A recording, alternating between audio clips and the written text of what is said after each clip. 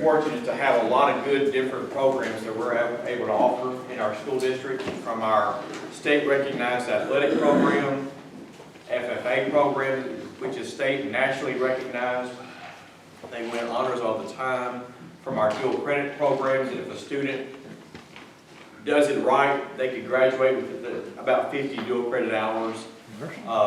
And so we have a lot of different programs that we're able to offer, from ROTC, which we're one of the only schools our size in the state that still continues to have an ROTC program.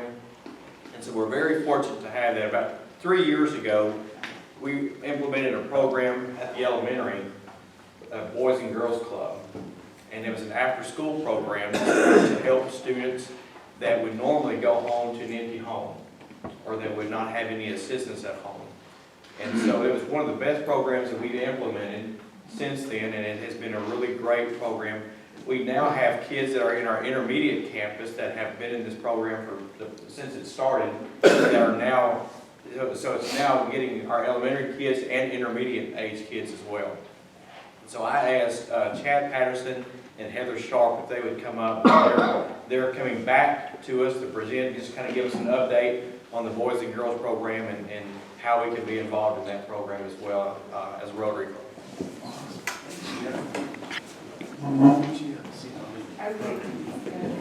Good afternoon. Hello. So I was here, I think, in July. And I'm just honored that y'all let me come back. So, and I think I shared the first time, I am a Rotarian. I'm inactive right now because I'm about to join one in Gregg County, probably where I live. But I appreciate what Rotary does. I'm second generation Rotarian. I remember going to the pancake breakfast with my dad and flipping pancakes at Conroe High School for the Rotarian Club. So my heart is, this is a special place, and I appreciate you and all you do here in this community, because I know it makes a big difference. I'm honored to be here today with Heather, and you're going to hear from Heather in just a little while. But I wanted to kind of share some updates with y'all. And this is kind of a trick question. Were some of you here in July? Oh, well, I'm so sorry you have to hear me again. But I have some updates. And I'm still saying I'm the new CEO because I haven't hit a year yet. Isn't that about right? Can I say I'm new until a year?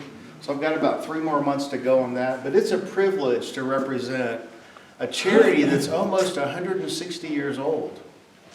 We are a national charity that goes way back to post-Civil War, where some ladies were very concerned about some orphans, and they started a program, and it was called the Boys Club back then. But we're part of a big system, and we're really honored to be here in Gilmer. Our regional Boys and Girls Clubs goes from Gilmer to Wascom, to Gladewater, to Mount Pleasant, to Longview, Marshall, and then everywhere in between. So we're now a 5-county ministry, so to speak. And our end game is to create people like you. Caring, productive, responsible adults. Does that cover everybody in here? Is that good? Okay, don't point fingers or anything. But that's really why we exist. And we could not do what we do without school districts. And especially here with Rick and Jeff and the support of Gilmer ISD, they help us deliver the Boys and Girls Club here. And so without their relationship, without community support, we really wouldn't exist very, very strongly. And so Jeff, I just want to honor y'all publicly for your commitment to us. So I really, for the next 3 hours, don't I have like 3 hours, right? Part of that you'll be by yourself. I talk to myself well. I even answer sometimes. But I want to share with y'all kind of where we're headed. We have a vision. We have a purpose. I think I've maybe mentioned this before. No offense, guys, because my whole life, and I can say almost 30 years now, I've been in nonprofits. That's just what I felt called to do. But I don't really like that phrase, because I think we're in one of the most profitable businesses on the planet. And that's helping kids and families reach their potential. Not just to survive, but to thrive. And so when I think of Boys and Girls Clubs, yes, we are a not-for-profit. We're registered with the Secretary of State. We're a business. We want to run our operation like a business because we have to create a return. And our return is helping create caring, productive, responsible adults. So let me tell you a little bit about where we're going. If you look at our mission statement, and I'm guessing some of you have mission statements at work, right? You may even have one at church, right? Or maybe even, does anyone have a family mission statement, by the way? If you've never considered that, I double dog dare you to think about that. That's been something we've done as a couple and a family. And it's a good reminder of where we try to go as a family. So I'll just plant that seed with y'all. But again, our purpose is to help kiddos. We serve K through 12. So if you're in school, if you're school age, if you're 5 years old, you're eligible, so to speak, to come to the Boys and Girls Club. That's our only membership requirement. It's not based on income. It's not based on if you have hair or not hair. Doesn't matter. If you're a 5-year-old, if you're a 12th grader, you're eligible to come join the programs that we offer. So what do we try to do? There's 3 things that really we focus on every day. And I'm curious, are any of you in education besides Jeff, or have kids, or some of us are at least parents, right? We've been around child programs. There's 3 non-negotiables for us. And it's the formula SQI. So when you think of the Boys and Girls Club here in Gilmer or in Rochester, New York, wherever, one of the very first priorities that we have is to keep kids safe. It breaks my heart to think of the safety concerns that we have to deal with now, period, on the planet. But at church, at school, right? It is, the awareness of safety has risen for all of us. It's a reality. We as a child care provider, we have no margin of error when it comes to safety. Not just physical safety, but emotional safety. We want our kids to feel loved and cared for. So safety is always one of our big priorities. Then the second thing is, if we can help kids feel safe, as you know, then they can learn, right? Sometimes safety is just helping a kid eat. We do provide snacks and food, and I know in our whole region, I think about 70+% of most of the students we serve are on free and reduced lunch. I don't know about you, but I'm pretty spoiled. I've got anything I want at home in the refrigerator, pretty much. I've got gas in my truck, right? I've got clothes to pick from. I've got more than one pair of shoes. A lot of the kids that we serve, as you know, and the families that we serve, they don't have that margin. And so for us as a provider, we want to help kids have some margin in their life, and it starts with safety. Then right after that, we want to have quality programs. No offense, but we are not just babysitters. Do any of you appreciate babysitters though? We like even pay them to do what? Take care of our most precious kids. Right? So our focus is more than just babysitting, it's on development. And we actually have programs that we deliver to help kids grow. Our hope is to help kids reach their potential. And I'm curious, have any of you reached your potential yet? I think I did. You think you did? A couple of days ago? Or I mean, think about this statement. I have no doubt you have, by the way. But think about this statement. Research says that most of us in this room are not even using 10% of our potential. 10%. So when I see a kiddo walk through the door, I think about raw opportunity. What if we helped a kid reach not just 10% of their potential, but more?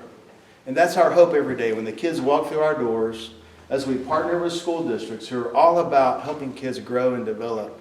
We have the opportunity after school, which also includes summer, to pour into them and help them grow. We focus on academics, we focus on character, we focus on leadership, we focus on y'all have heard the mind, body, spirit thing, right? We want them to be physically strong. We talk about wellness. All the aspects that help us be fully realized as humans. That's our heart and focus at Boys and Girls Clubs. We're not just there to pass time. And then the I, what would y'all guess? Safety, quality, what do y'all think the I stands for? Come on, food coma hasn't set in yet. Impact. Right? Do you care? How many of you have kiddos still in the school system here? Anybody? Do you care if they achieve anything or not? Or are you just glad they're at school and you don't have to worry about it? A little of both. Yeah, a lot. I hear you. I totally hear you. Well, my guess is about all of us is that we want there to be some outcome because they've graduated from Gilmer High School or what other school they've gone to, right? We want our kids to attain something. We want there to be some result for them spending time with us at the Boys and Girls Clubs. We call that impact. We want their lives to be transformed and changed and made better. And so that's our focus at the club, is that we try to measure how are kids getting better. Now, we're on a pipeline, my word. We're serving kids in elementary, intermediate. At one of our last meetings, we're talking about, what about the junior high and high school kids? I mean, part of our vision is to create a pipeline in the community that serves kids from K through 12. So I'll plant that seed with you here. There may be some opportunities coming here that you could be a part of to help us reach those middle school kids who we all know they need lots of help, right? But what about the high school kids? Does a kid's need ever really stop? How many of us even have adult children? It doesn't stop, right? I'm still driving my parents crazy. So to be a partner in this process to help kids reach their potential, that's who we are. And we are honored to partner again with school districts to help us do that. So we focus on activities and programs that have a purpose, is what I'm trying to say. We want there to be a return on your investment. That kids come to the club and they walk away different. Man, that is a great cue. That is awesome. So that cues me to priorities. Let me share with you quickly. Here's 3 specific things that I'm trying to wave the flag about this year. And across our region, we are really trying to help kids get ready for work.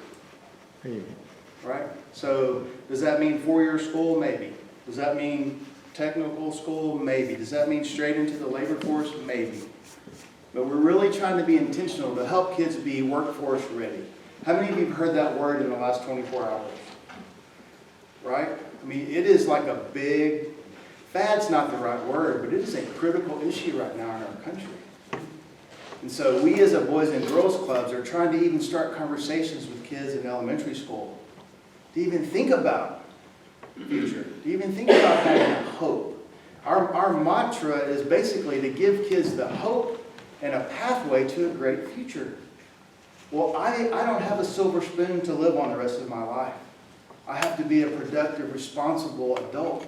I have to provide for a family now. And so we want to start that thinking mindset with kids even in elementary school. And so we have programs that are going to start helping kids even think about, well, what does it take to be a productive adult? Oh, we have to be nice to each other. Oh, we may have to set goals. And so as kids progress, as they get older, we're even looking for opportunities, and I'll ask you this as a community. Do any of you have businesses that you would be open to kids coming and just seeing what it's like at your place of work? We sometimes forget a lot of our kiddos, they don't have no clue what's out there. So just exposing the kids. We took some kids from Marshall, I think, right before Christmas to Eastman. And most of them had never even been out of Marshall, honestly. I mean, they're like, we're going where? I mean, how many of us at least know kind of the businesses in the community? Most of us probably go from different counties periodically, right? Some of these kids have never even experienced that.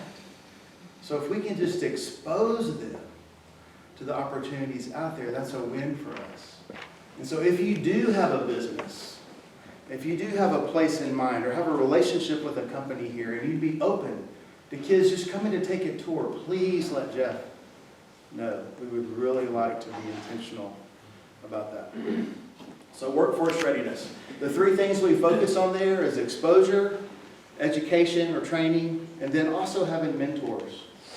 And so I'm guessing some of you are involved in Interact. But if you're looking for another opportunity to mentor a kid, please know that's an important part of what we like to do too. So especially if a kid wants to be a machinist, and there's a great machinist in the community that loves kids, we want mentors to love kids, first of all. Man, there's an opportunity there to maybe groom and develop a kiddo. So that's a big part of what we're trying to push. Secondly, of course, academics. We partner very closely with the school district and try to reinforce all the great things that they're doing to help kids be academically successful. That is a key metric for a kid, right? So if kids, help me on this, Jeff, if they don't learn to read by 3rd grade, I mean, by the time they're in 5th grade, I mean, it doesn't take long to get behind the curve. Is that a fair way to say it? So part of our commitment, and we were talking about this at the table, we even do summer camp programming, if you will, for kids. Because even when summer's out, and I love to have fun, kids should have fun, right? But even to keep that academic trajectory going forward, especially for a lot of kids that live in poverty, if we can help close the gap by continuing enrichment year-round, that really helps their slide be less. If that makes sense. Because, man, once kiddos get behind, it's hard for them to catch up, right? So that's part of our partnership with school districts. And then lastly, we love sports and recreation and activity. We want kids to be active. I don't know about you, but there are days I don't even want to see my phone. You know, we kept, I'm old and you're going to gasp at this, but we have 8 grandkids. You're supposed to say, no way. But so we kept them 2 weekends ago. I'm still recovering. 7, 6, 5. So I had to like drag them outside a couple times. I'm like, guys, it's sunny and nice, and turn the computer off, turn your gadget off, and let's go play. Right? I don't want kids to lose the power of play. We think it's a really important piece of development. What about teamwork? How many of you grew up playing sports or were in band, or were any of you part of a group, so to speak? Right? So as adults, do we ever have to get along with other people? Don't you hate that sometimes? But where do we learn that?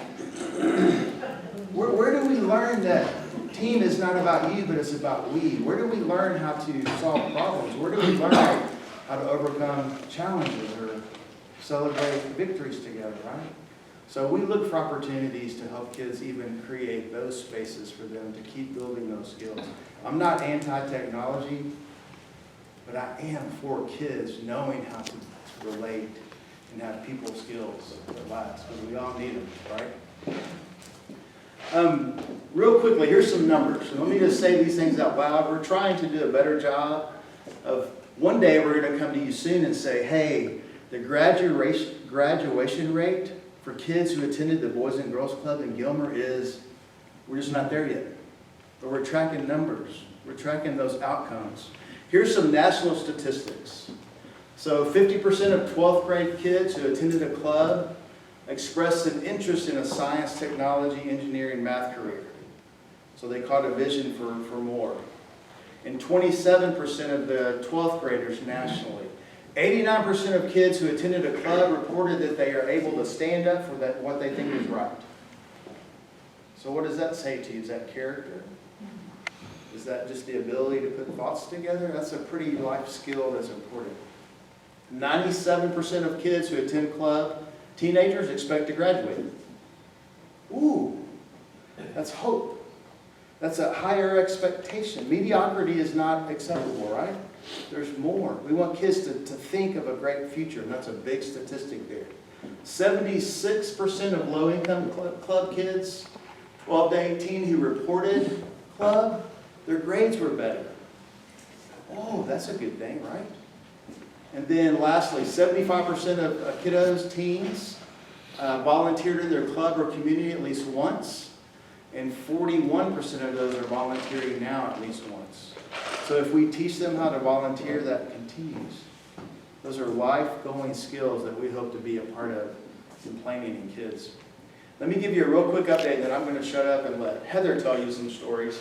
But when I was here in July, any of you remember the picture of Tavon? He's the kid that grew up in Marshall in a car. There was suicide. Everything imaginable that would tear a family apart, he's experienced it. Well, I have an update for you. Not only did Tavon wreck my world and remind me why, but we're fixing to have a baby shower for Tavon and his wife. He's going to be a dad. So think about that. That's generational. We had the privilege of walking beside a kid, and there's thousands of those kids. right? But we had the privilege of walking beside the line. He chose to receive it and do his part. And now it's impacting not only him, but a generation. Think of the pattern that we potentially help change. That gets me excited. If we can do that for one, right? But we try to do it, we serve about 1,000 kids a day across the 5 counties. Those are the stories that we hope to help be a part of and tell. And so I'm going to let Heather, why don't you tell them a little bit, draw it closer to home here in Gilmer. Just some updates. All right. You got like 5 minutes. Is that Yeah, cool? thanks for that. I appreciate that. I'll wait No, for you have 5. 15. Okay. I'll try to get Because done. we want Jeff to have a few minutes. I'll try to get done in 5. Hello guys, as you said, my name is Heather Sharp. I'm the area director here in Gilmer. I'm also over Spring Hill, White Oak, Pine Tree, and the Longview area. Gilmer, I've told everyone, is my favorite club. It was my baby. I came in. We have a wonderful site coordinator there. If any of you ever worked for the ISD, she did as well. Her name is Devin Fort. She is tremendous. Her heart is really in the right place, and our kids love going there because of her. Right now, we have an ADA of about 60 to 65 children at the Gilmer Club. When they get there every day, the first thing we do is called Power Hour. It's where they do their homework, and we provide them with a snack.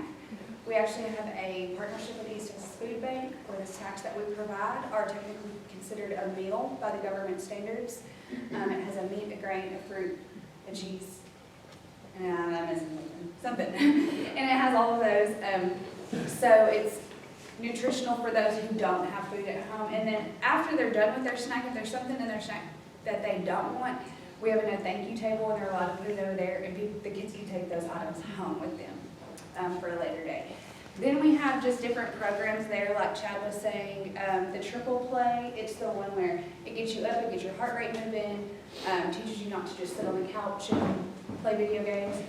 Smart moves, it helps children learn how to make smart decisions. Youth for Unity is the teamwork, working together. Healthy habits, it teaches you how to eat correctly, what to do. Obesity is, of course, a problem in today's world, so we try to help with that. And really, there's just there's so many programs, I can't list them all, but Devin does great with that, and we just encourage, if y'all are ever, I know y'all have nothing to do in the afternoons, but if you're ever free between 3 and 6, I encourage you to stop by the club. Just go visit. It means more to those kids than you'll ever imagine. When I walk in, they're always so excited to see me, and this one girl's like, you came for my birthday? I'm like, yeah, girl, it's your birthday. I sure came for that. So they don't know, but they love it, and so you don't know how much just one visit or going and visiting just one time or going multiple times and getting to know them, how much of an impact that can make. So I encourage you all to get involved and do that. Awesome. Jeff, do you mind just on our local council of volunteers, maybe from your perspective, kind of the value and needs? Well, I'll just tell you a personal story.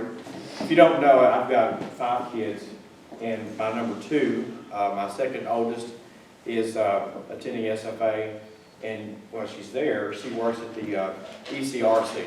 It's the SFA charter school. It's the Early Childhood Research Center there on campus. It's primarily made up of professors' kids. And so when she works at the ECRC, those kids are going to get help academically because their parents are SFA professors. So they're going to get the help that they need with homework. They're going to get that academic support at home. This past semester, or in the spring last year, she was able to work at the Boys and Girls Club in Nacogdoches. And she would come home and she said, Dad, there's such a big difference in the kids that I work with at the ECRC and the kids that I come in contact with at the Boys and Girls Club in Nacogdoches. I said, what do you think is the biggest difference? And she said the lack of support that a lot of these kids have at home. She said some of the kids that I work with at the Boys and Girls Club in Nacogdoches, I know they don't get the support. They're alone at home a lot of the times, and they just don't have a lot of what her kids who are younger have at the ECRC. And it would break her heart a lot of times just knowing that when they were done, that what those kids were going home to. And so, not to say that all of our kids in our Boys and Girls Club here in Gilmer are like that, because we have a lot of kids that are we have some of our kids that go to the Boys and Girls Club here that are gonna have the academic support at home. But we have some of our kids that go home and they do not have the support at home. And so the Boys and Girls Club provides the academic support, they provide the after-school care. But one of the things that all of our kids in the Boys and Girls Club have in common is this: if they weren't there, they would be going home to an empty house, without food, without snacks, or having to fend for themselves until their parents got home. And that to me is one of the biggest blessings of the Boys and Girls Club. And a lot of the benefits that we have from it is that it provides an after-school care, provides them with food, provides them with academic support. They have an opportunity to get out and play and be kids and enjoy the weather outside. And so there's a lot of good outside benefits that go along with it. But one of the best things is that they're not at home by themselves. They're not having to fend until their parents get home. And a lot of the parents can't help it because they're working. And that's just what a lot of our parents do. Both our parents are working, or it could be single household. And the single parent having to work late, or both parents work late and don't get home. But at least they're not going home empty. They're not going home to an empty house. And so that's one of the greatest benefits. And that's one of the things that my daughter picked up on very quickly when she was working with those kids, is that just the difference between what some of our kids have and what some of our kids don't have. Karen, about 78 or 79% of our kids are economically disadvantaged. District-wide, 82. District-wide, 82, at least 90 something at the elementary alone are economically disadvantaged. And so we have experienced a large growth in the past 2 years in our district. We're almost up to 2,600 students. So we're at 2591 or 92 district-wide. For the longest time, in my 22 years of being here, we've been around 2,400. We're now up to almost 2,600 students in our district. And so at least 82% of those kids are economically disadvantaged. And so, we serve some families that need our help. If you're interested in being a mentor, if you're interested in allowing kids to come up and just walk around and see your business or see what you do, that'd be great. If you're interested in helping to sponsor a child for after-school Boys and Girls Club, let me know and I can get you some numbers on how much it costs to sponsor a kid at the Boys and Girls Club. We do offer a lot of different programs. One of the things we're about to start is a financial literacy program with our kids. Now you may think, but elementary, it's kind of young to be teaching financial literacy, but the younger we can start teaching our kids about financial literacy and financial, fiscal, but just responsibility, financial responsibility. Hopefully that will carry over into their adult life where they learn how to manage money and spend it wisely, and how to use their resources in a wise manner, not just in a frivolous manner. So if you're interested, we appreciate you listening. Thank you.